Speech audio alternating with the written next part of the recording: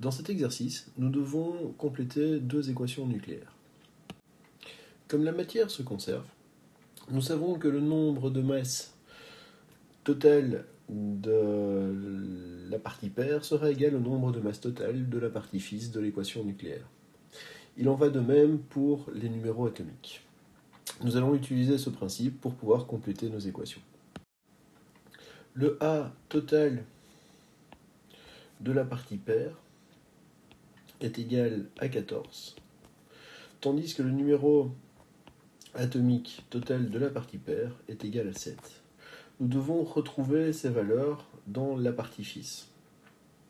Donc, nous pouvons écrire que 1 plus le A que nous recherchons est égal à 14, et que 1 plus le numéro atomique que nous recherchons est égal à 7.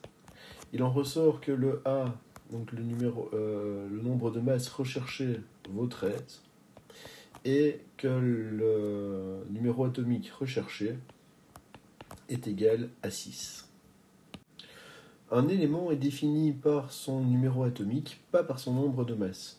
Nous allons donc utiliser le tableau périodique pour déterminer quel élément a pour numéro atomique 6. Et nous constatons qu'il s'agit du carbone.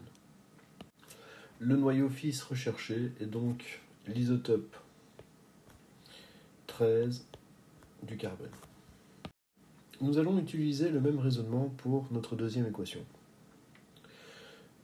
Nous savons que la somme des nombres de masses de la partie paire doit être égale à la somme des nombres de masses de la partie fisse. Ici, nous trouvons comme somme de nombres de masses 236.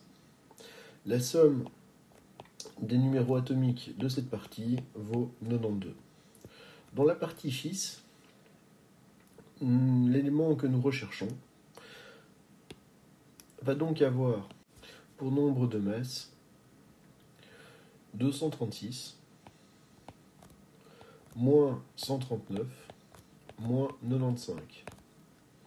Et pour numéro atomique, 92 moins 53 moins 39.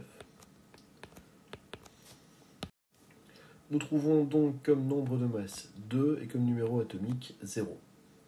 Ça signifie que, comme le numéro atomique est nul, le noyau ne contient pas de protons.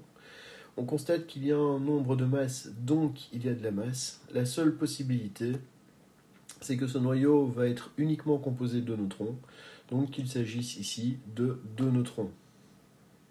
Donc, pour compléter l'équation, nous avons plus de N1, 0.